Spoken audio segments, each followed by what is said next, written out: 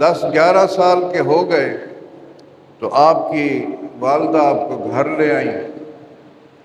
تو جب آپ کو گھر لے آئیں تو آپ نے گھر سے ہی تبلیغ شروع کی، کیونکہ آپ نبی تھے۔ آپ نے اپنی والدہ سے پوچھا، سوال کیا کہ میرا رب کون ہے، میرا اللہ کون ہے؟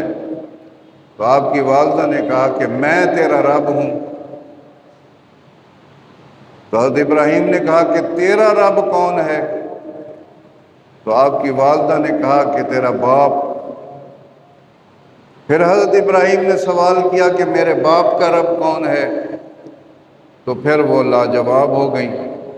وہ پکڑ کے حضرت ابراہیم کے جو چاچا تھے حضرت آزر، اس کے پاس لے آئیں اور کہا یہی بچہ ہے جس کے بارے میں نمرود پریشان ہے۔